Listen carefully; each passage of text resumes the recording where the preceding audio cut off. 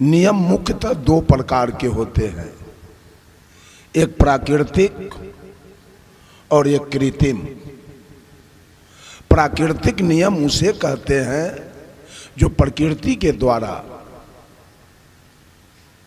तय किया हुआ है, और कृत्रिम नियम उसे कहते हैं जिसे हम लोगों ने बना लिया है।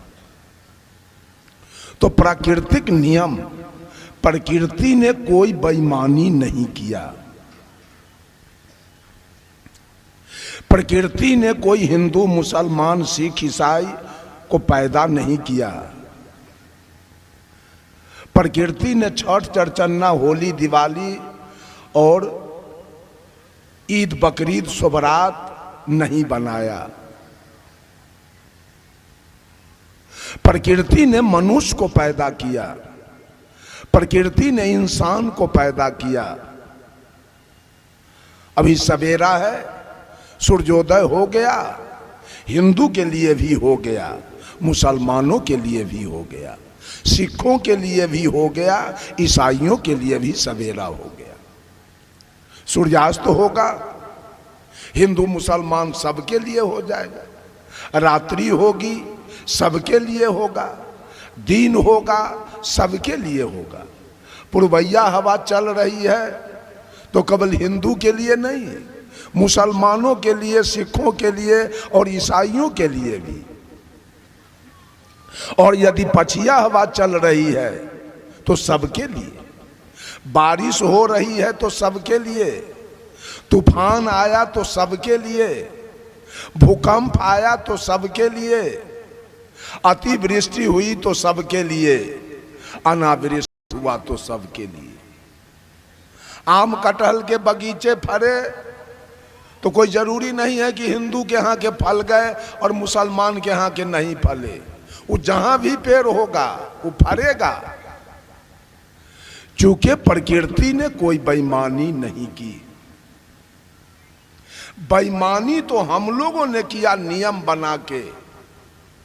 जिस समय बच्चा जन्म लिया उस समय न उसके पास टीकी था, न उसके पास सुन्नत था, न उसके पास पंचकटार था, और न उसके पास बतिस्मा था।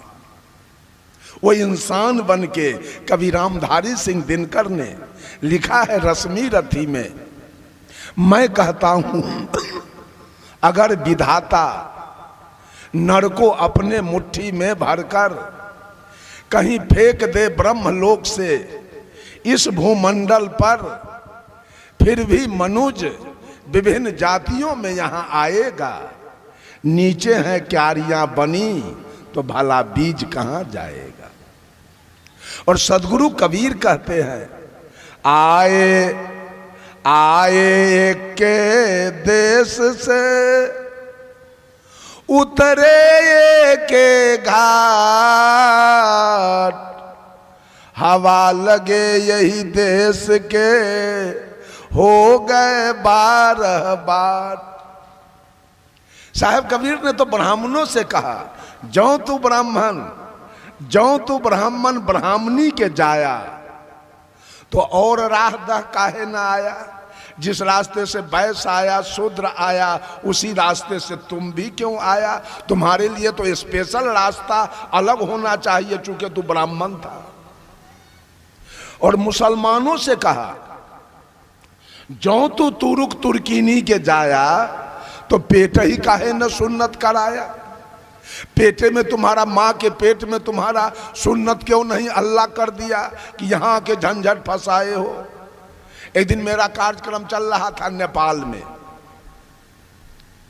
जिला का नाम है रौतहट, वो रक्सौल के सामने। गांव का नाम है सुंदरपुर। उस गांव में मुसलमान लोग अधिक हैं, बहुसंख्यक, हिंदू अल्पसंख्यक है। वहां 2-4 घर तेली, 2-4 घर रैदास और 2-4 घर ततमा, बस पूरा गांव मुसलमान है। पूरे पंडाल में मुसलमान लोग दाढ़ी वाले आके बैठ गए। मैंने पूछा, ऐ लोगों, इस पूरे ब्रह्मांड की रचना, धरती आसमान हवा पानी आग सूर्य चंद्रमा तारा, मानव पशु पक्षी कीड़ा मकोड़ा, पर्वत पहाड़ नदी समुद्र, ये सारे ब्रह्मांड की रचना किसने किया है? एक मौलवी उठा और कहा अल्लाह ने किया है। हम की वाह, तब तो ठीक है। अल्लाह ने जो पूरे ब्रह्मांड की रचना किया वो सही सही किया कि गड़बड़ हो गया? कहा कि नहीं, एकदम बिल्कुल सही सही सृष्टि अल्लाह ने कर दिया। हम कह दिए हमको तो लगता है अल्लाह से भारी भूल हो गई। कहा क्या हुआ? सब कुछ बनाया, थोड़ा सा लिंग का चमड़ा नहीं काटा, सुन्नत नहीं किया। अब वो अनहरा के औजार नहीं था कि दारू पी लेता भूल गया, वो तो वही जाना। बिगड़ गया हमरा पर मुसलमान सब। ये सनका है बाबा जी, हम सनकल हैं। सब कुछ भोला बाबा कर दिया, राम जी कर दिए, आ कहे कि जा करके वहीं टीकी रोप लेना। ये हमरा छुट्टी ना है, टीकी तू अपने से रोप लेना। अब मुसलमान को कहा कि हमरा छुट्टी ना है तो सुन्नत करा लेना वहीं। आ सिख से कहा कि तू जाके वहीं पंच कटार करा लेना। आ ईसाई से कहा जे तू बतिस्मा करा लेना। ये चारों नियम कौन बनाया? प्रकृति। जिस प्रकृति को हम परोक्ष रूप से परमात्मा कहते हैं, वो परमात्मा और प्रकृति सारा नियम बनाया क्या? प्रकृति ने कोई नियम में गड़बड़ी नहीं किया, कोई बेईमानी नहीं किया। अगर हिंदू के घर के, मुसलमान के घर के, सिख के घर के, ईसाई के घर के चारों लड़का को एक कोठली में बंद किया जाए और किसी अनजान आदमी से कहा जाए कि इसमें से मुसलमान वाला लड़का निकाल के ले आओ, 1 साल का वो चारों बच्चा है, ले आएगा कोई आदमी? नहीं लाएगा। क्यों? वो चारों लड़का भी इंसान है, न वो हिंदू है, न वो मुसलमान है, न वो सिख है और न वो ईसाई है। इंसान है इंसान। प्रकृति इंसान को पैदा करती है। लोग यहाँ आके हिंदू मुसलमान, यहाँ आके शैतान बन गए, नियम लगा दिया। मुसलमान भाई अपना नियम पूरे, अगर हिंदू को भूख लगे तो भोजन चाहिए, अब मुसलमान को क्या चाहिए? डंडा। उसको भी भोजन चाहिए, सिख को भी भोजन चाहिए, ईसाई को भी भोजन चाहिए। प्यास लगे तो हमको भी पानी चाहिए, मुसलमान को भी पानी चाहिए, सिख को भी पानी चाहिए और ईसाई को भी पानी चाहिए। बीमार पड़े तो सबको दवा चाहिए, जार लगे तो सबको गद्दा रजाई चाहिए, गर्मी लगे तो सबको एयर कंडीशन चाहिए, एयर कूल चाहिए। सारा नियम। हिंदू भी खेती करते हैं, मुसलमान भी करते हैं। हिंदू भी बिजनेस व्यापार, मुसलमान भी बिजनेस व्यापार। सिख भी, ईसाई भी। हिंदू भी नौकरी करता है, मुसलमान भी। हिंदू भी जन्म लिया जैसे वैसे मुसलमान जन्म लिया। हिंदू मरेंगे जैसे मुसलमान मर गया। सारे क्रिया प्राकृतिक एक समान है, लेकिन मरने के बाद हिंदू अपना नियम लगाएगा, तुरंत लाश को दफना जलाने का जुगाड़ करेगा, और मुसलमान अपना नियम लगाएगा, तुरंत लाश को दफनाने का जुगाड़ करेगा। इतिराती करेगा, सतबिहान करेगा, नखबाल करेगा, पंडित को बुला के लाएगा, नौवा को बुला के लाएगा, क्या क्या खटिया दान करेगा, सेजिया दान करेगा, तोशक तकिया रजाई दान करेगा, साया साड़ी ब्लाउज धोती कुर्ता गंजी गमछा चाउर चिवड़ा पूरी केरा थरिया लोटा गिलास कटोरा सब दान करेगा। मुसलमान ने इस नियम को नहीं माना, कहा मैं नहीं करूँगा इसको। अब मुसलमान का जो नियम है उसको सिख नहीं माना, और सिख का जो नियम है उसको ईसाई नहीं माना, तो मर गए क्या? आपको भोला बाबा धन दे दिए, राम जी धन दे दिए, अब मुसलमान को कौन धन दिया है? सिख को इतना धन कौन दिया? ईसाई को इतना धन कौन दिया? वो तो न राम को मानता है, न भोला बाबा को मानता है, न गुरु नानक को मानता है। एक आदमी पूछा हिंदू से, ओ साहेब, ओ बाबा, अरे आपके देवता क्या खाते हैं? कहा अरवा चावल, बतासा या तुलसी के पत्ता। कहा हिंदू के देवता के लिवरे खराब, पेटे खराब एकर है, ये बतासा खाता है तुलसी के पत्ता। जो बतासा नहीं देखते गल जाए वो हिंदू के देवता खाता है बतासा। मुसलमान से पूछा आपके अल्लाह क्या खाते हैं? कहा हमरा तो मुर्गी, बकरी, गाय, भैंसी, ऊंट, दुम्मा सब खा लेता है। कहा वाह, मुसलमान के देवता के लीवर बड़ा मजबूत है, वो सब कुछ पचाता है। लेकिन ऐसा है आपके अल्लाह का भी लीवर उतना कारगर नहीं है। कहा कैसे? शुगर में चर्बी होता है ज्यादा, वो अल्लाह के लीवर पर पासे नहीं करता। आपके देवता का भी अल्लाह उतना लीवर बढ़िया नहीं है। ईसाई से पूछा आपका? कहा हमारा तो गाय शुगर दोनों पार करता है। वाह वाह, आपके भगवान का लीवर कारगर है। ये सारे लोग भगवान बनाने वाले, नियम बनाने वाले, आपने 56 करोड़ देवता का नियम बनाया। अब मुसलमान ने इस नियम को नहीं माना। आप पूरब मुहे घूम के पूजा करने का नियम बनाया तो मुसलमान इसके विपरीत पश्चिम घूम गया। क्या बिगड़ गया उसका? आपका भगवान कुछ बिगाड़ लिया? हमारे हिंदू भाई गाय के पूजा करते हैं, गोवर्धन के अभी दिवाली आ रहा है, गोबर का पूजा होगा। अब मुसलमान कुर्बानी के दिन अरबों खरबों गाय काट के खा गया, तो कुछ बिगड़ गया? हिंदू का देवता उसका कुछ बिगाड़ा? एक भी हिंदू ईद बकरीद सोबरात नहीं किया तो मुसलमान का देवता हिंदू को कुछ बिगाड़ लिया? यह सारा मनगढ़ंत बात है, सारी ऊपरी बात है, वास्तविकता कहीं है नहीं। हम लोगों ने कल्पना किया है देवी देवता के। सदगुरु कबीर कहते हैं हंसा तू तो सबल था,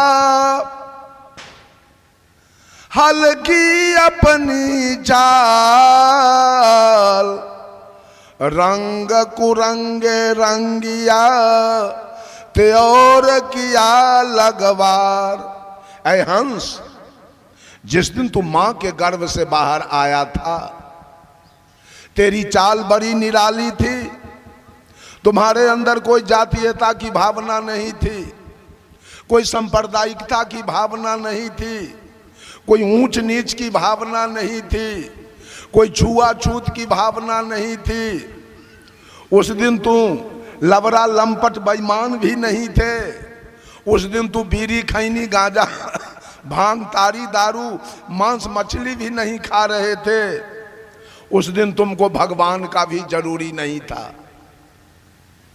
उस दिन तुमको मंदिर मस्जिद का भी जरूरी नहीं था। उस दिन तेरा विचार हंस के समान था। लेकिन ज्यों ज्यों शरीर का विकास हुआ, जवानी आई, आदमी बेहोश होता चला गया। बच्चा जन्म लिया वो होश में है, बेहोशी तो जवानी में आती है। जवानी आ गई बीड़ी पीना शुरू कर दिया, जवानी आई खैनी खाना शुरू कर दिया, जवानी आई दारू पीना शुरू कर दिया, जवानी आई चोरी करना घूसखोरी करना शुरू किया, जवानी आई बलात्कार करना शुरू किया। साहब कबीर कहते हैं हंसा तू तो सबल था। जिस दिन तू आया था माँ के गर्भ से उस दिन तुम्हारे अंदर सबलता थी, तू सबल था और हंस के समान तू था। लेकिन आज तुम्हारा चाल काक के समान हो गया। सारे लोग चाल बिगाड़ लिए हैं, रंग कुरंगे रंगिया। जब हम माँ के गर्भ से आए थे रंग था अच्छा, सत दया धैर्यशील विचार का रंग था।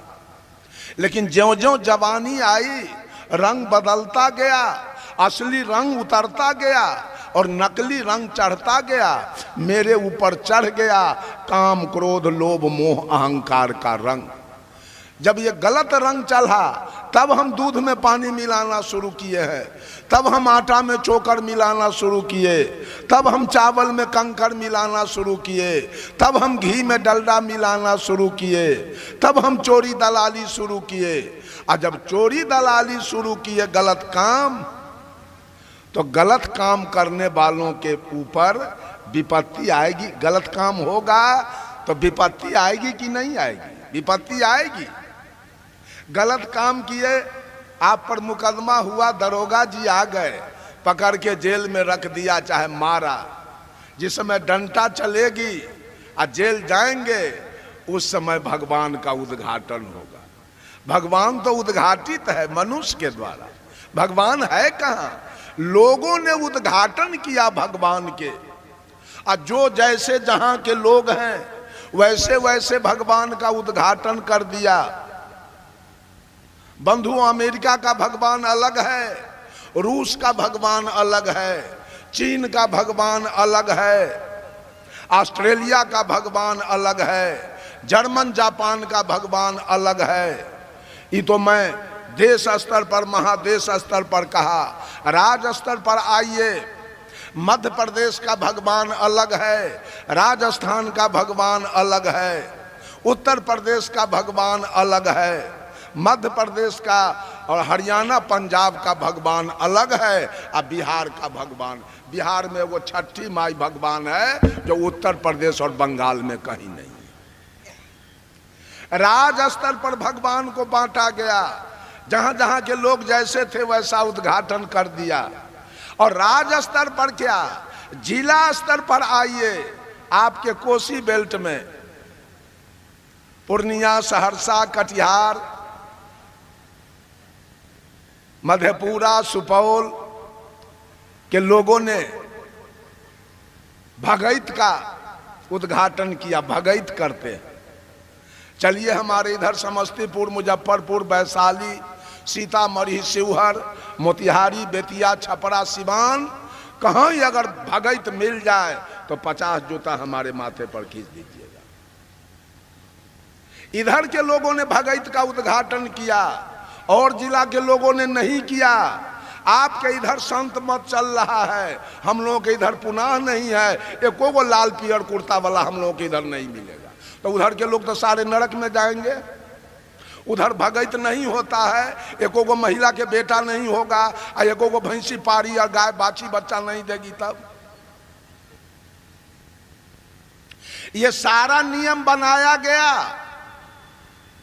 मैं जा रहा था राजमहल झारखंड में कार्यक्रम में, जब विक्रमशिला स्टेशन से गाड़ी निकली तो वो भूपेंद्र दास मेरे साथ थे। बता दिया, देखिए साहब, यही रक्षी देवी के मंदिर है, हर मंगलवार के 100 बकरा कटाता है यहाँ।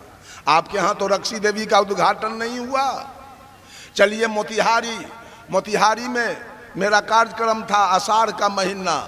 स्टेशन से मैं उतरा, टमटम भाड़ा करके जा रहा था, बूंदाबांदी बारिश हो रही थी, टमटम पर बैठ के जा रहा था। एक पीपल के पेड़ के नीचे एक छोटा सा मंदिर था, टमटम वाला रोडे पर से उसको प्रणाम किया। हम कहे ये कौन भगवान है जिसको प्रणाम किए हो?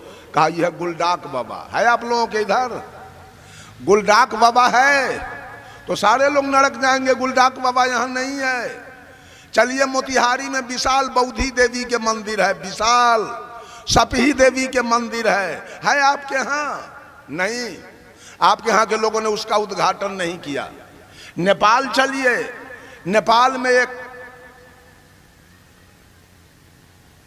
देवी का उद्घाटन किया, गढ़ी माई। नेपाल में एक गढ़ी माई है, उस मंदिर के निकट में गया। 5 साल पर उसकी पूजा होती है गढ़ी माई के, और लगभग 2 लाख पाड़ा कटाता है उस जगह, खून की नदी बहती। वहां के कबीरपंथी लोगों ने कहा हमसे कि साहेब, जब गढ़ी माई के पूजा निकट आती है तो हम लोग गांव छोड़ के निकल जाते हैं, 10 दिन के बाद गांव में आते हैं। हम कहा क्यों? तो ये मदेशिया सब जो पाड़ा चढ़ाता है, अब पहरिया नेपालिया छोटका आंख वाला भैंसा गौरी जोत के तलवार लेके आता है और वही भैंसा काटता है। अब 55 गो भैंसा काट के एक गाड़ी पर लोड करके जब वो चलता है तो खून जब गिरते गिरते गांव के 1 किलोमीटर 2 किलोमीटर तक का सारा रोड खून से लाल हो जाता है। हम लोग कैसे चलेंगे रोड पर, कैसे गाय भैंसी चराएंगे, कैसे खेत खलिहान में जाएंगे, कैसे सत्संग भंडारा में जाएंगे। गाँवें छोड़ के निकल जाते हैं। जब 10 दिन के बाद धूप लगने के बाद जब वो खून उड़ जाता है तब हम लोग गांव में प्रवेश करते हैं। चलिए, हमारे समस्तीपुर जिला में एक शिवरा चकसाहो गांव है सारंजन प्रखंड में। उसमें पूरे बिहार के गोरी लोग अमर सिंह केवल का मंदिर बनाया है। चैत्र रामनवमी के उसका पूजा होता है। माननीय मुख्यमंत्री नीतीश कुमार जी उसके उद्घाटन में आते हैं और लगभग 2 लाख बकरा कटाता है। वो ये कौन उद्घाटन किया, कौन नियम बनाया? और नियम बना बना करके आई दुनिया को बर्बाद करने पर लगे हैं।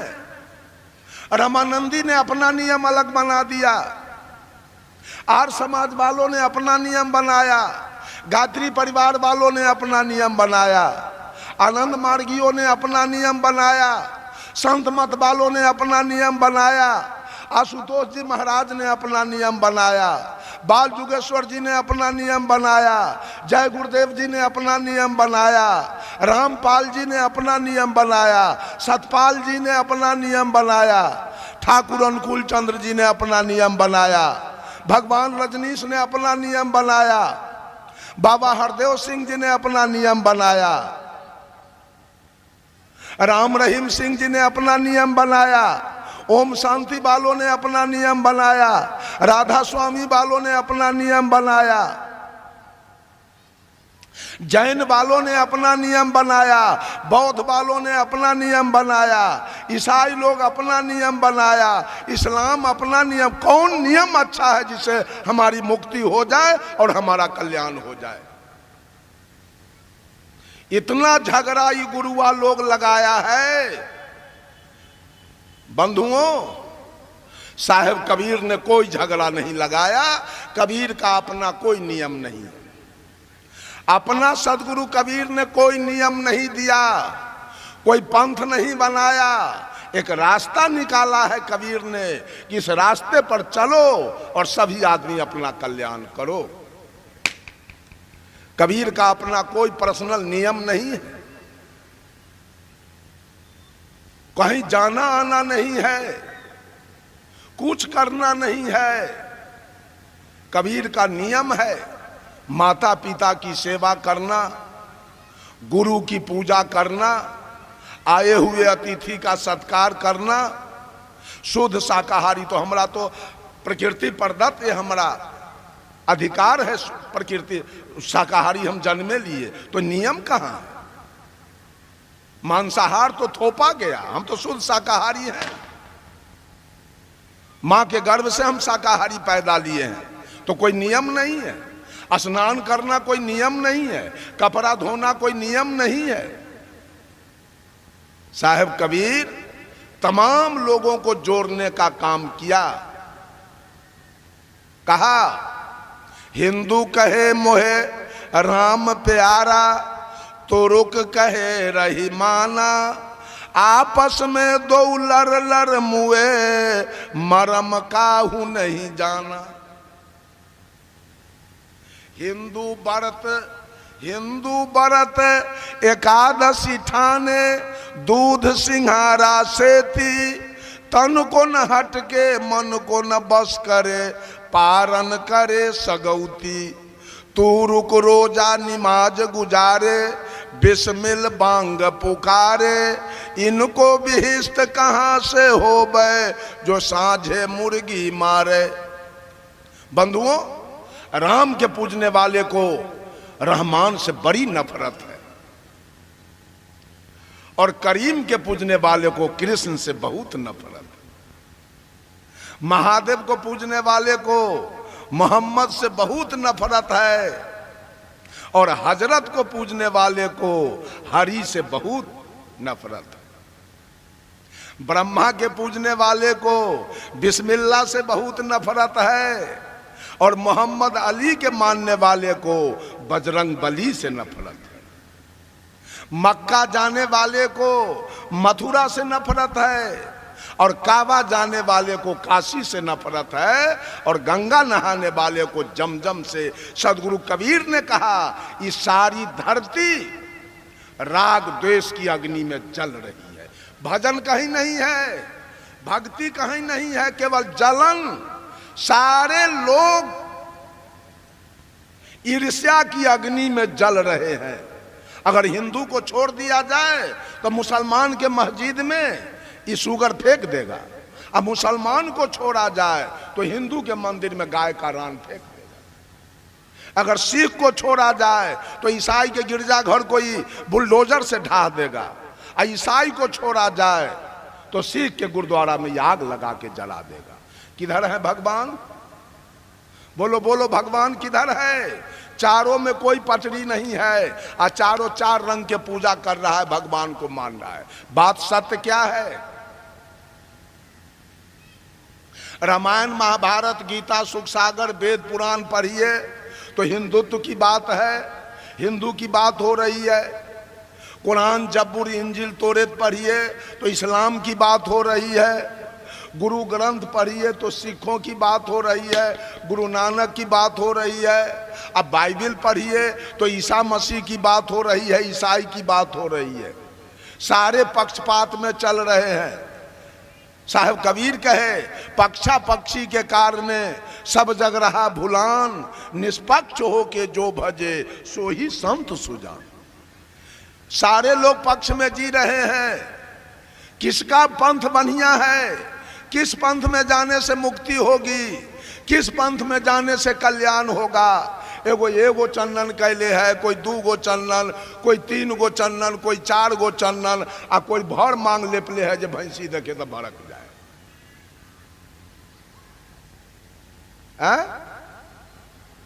कौन ठीक है, कौन नियम बढ़िया है?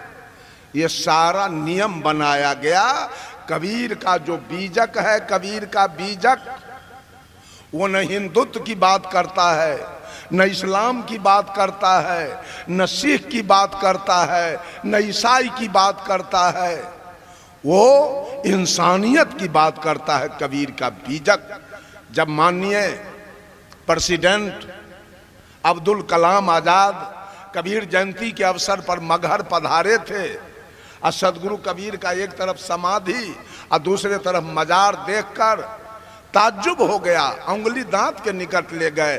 ऐसा महापुरुष नहीं देखा जो हिंदू मुसलमान दोनों को जोड़ता हो। साहब कहे खोजे अल्लाह के नगरिया जन्म के फूहरी, जन्म के फूहरी हो जन्म के फूहरी, खोजे अल्लाह के नगरिया जन्म के फूहरी।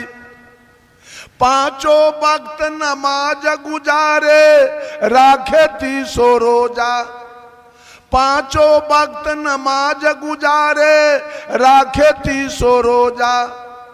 घट के अंदर खुदा बसत है तिनको कभी न खोजा, घट में छाई है अंधियारिया जन्म के फूहरी, खोजे अल्लाह के नगरिया जन्म के फूहरी।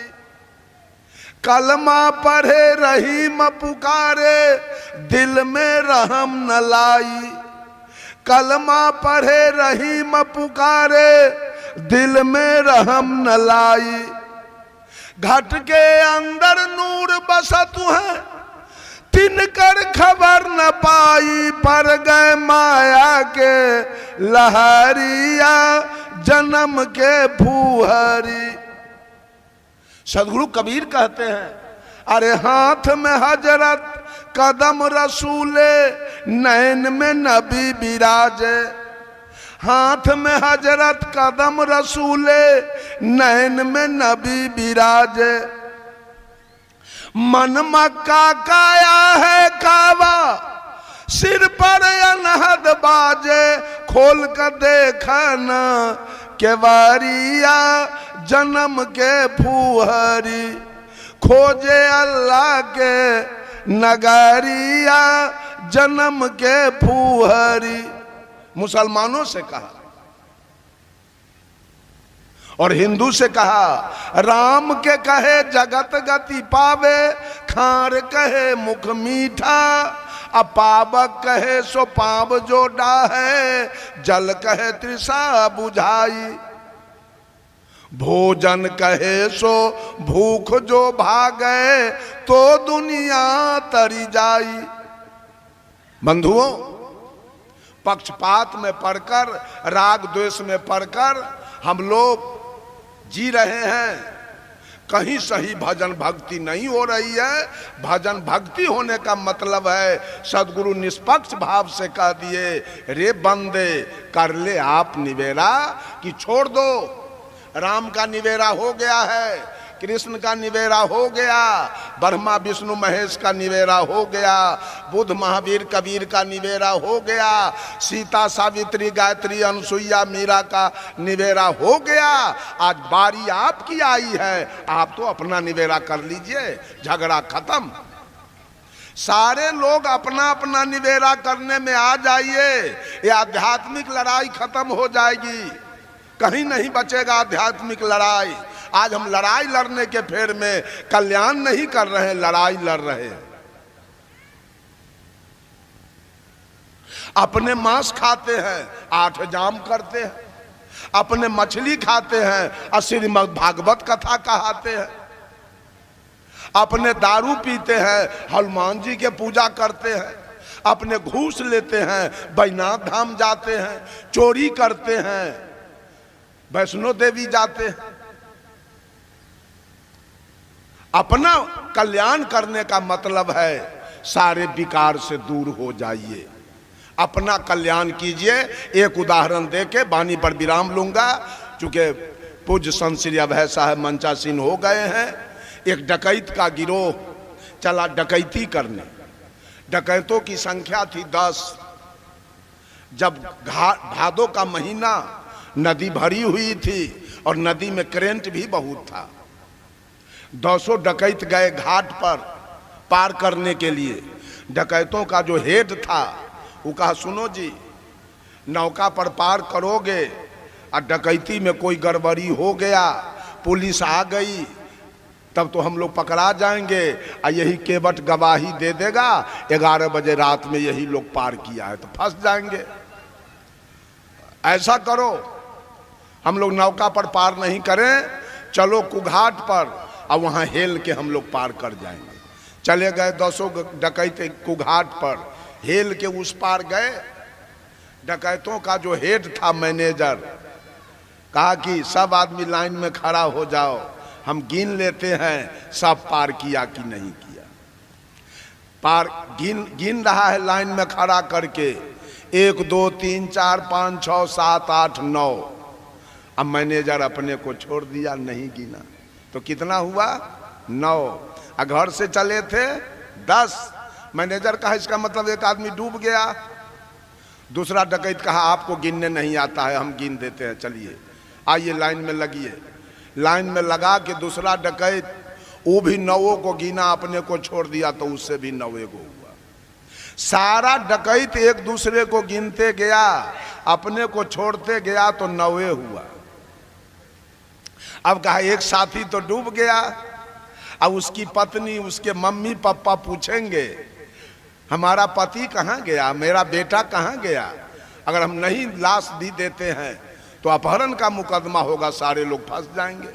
ऐसा करो, आज डकैती नहीं होगी, नदी में डुबकी लगाओ और किसी तरह से लाश को भी खोज के निकालो कि उसको लाश हाजिर कर देंगे। लगा 200 डकैत डुब्बी मारने। डुब्बी मारते मारते जब भोर हो गया, 4 बज गया भोर, एक संत जी डोल डाल करने के लिए नदी पर आए तो देखते हैं अनजान आदमी सब डुब्बी मार रहा है नदी में। कहा गए आप लोग कहाँ के रहने वाले हो, ये भोरे भोर नदी में कहाँ से आ गए। कहा बाबा साधु से झूठ बोलना तो ठीक नहीं है, हम लोग डकैत हैं। अरे तो यहाँ क्या करते हो? कहा कि बाबा रात में नदी पार करने के समय एक साथी हमारा डूब गया, वो नहीं मिल रहा है, उसी को खोजते खोजते भोर हो गया। महात्मा जी पूछे थे घर से कितना चला था? तो 10। अभी कितना हो रहा है? तो 9। चलो लाइन में खड़ा हो जाओ। लाइन में खड़ा किया, महात्मा जी गिनती शुरू किया, 1 2 3 4 5 6 7 8 9 10। रेया भागा, 10 के 10 तो है ये। कहाँ तुम्हारा कोई आदमी डूबा है? जब 200 की गिनती हो गई, लदा गए डकैत। आपने घर का रास्ता, डोरे घर का रास्ता सब डकैत पकड़ लिया, चले गए अपना अपना घर। डकैत अपने घर कब गए? डकैत अपने घर कब गए? जब अपनी गिनती हो गई तो अपने घर चले गए, और जब तक अपनी गिनती नहीं हुई तब तक नदी में डुब्बी मारते रहे। वो डुब्बी मारने में सुख मिला कि दुख मिला? ठीक उसी प्रकार से आज मानव अपनी गिनती छोड़ दिया है, अपने बीड़ी पी रहा है, अपने सिगरेट पी रहा है, अपने गांजा पी रहा है, अपने भांग खा रहा है, अपने दारू पी रहा है, अपने तारी पी रहा है, अपने मांस खा रहा है, अपने दलाली खा रहा है, घूसखोरी कर रहा है, बेईमानी कर रहा है, हत्या और बलात्कार कर रहा है, और मिलावटबाजी कर रहा है, हनुमान जी के पूजा कर रहा है। हनुमान जी के गिनने से आप अपने घर नहीं जाएंगे। अपना घर अगर चलना है, अपने घर में सुख होता है, पराये घर में दुख होता है। जेल भी एक घर है जहां दुख होता है, और अपना घर जहां है, जो मन में आवे खाइए, जहां मन में हो वहां जाइए, जहां मन में आवे वहां सो जाइए। फ्री है, स्वतंत्र है। लेकिन वो जेल है, वहां परतंत्र हो जाएंगे। तो अपना घर अगर सुख में चलना है तो अपनी गिनती होगी, अपने घर चले जाएंगे। और जब तक 56 करोड़ देवता के गिनती करते रहेंगे और पूजा करते रहेंगे, तब तक यही भवसागर माय के गर्भ और श्मशान में डुब्बी मारते मारते और भोर हो जाएगा। रास्ता नहीं मिलेगा, कल्याण नहीं हो सकता है। इन्हीं चंद शब्दों के साथ देता हूँ वाणी में विराम, और तमाम लोगों को साहेब बंगी नमस्कार, प्रणाम।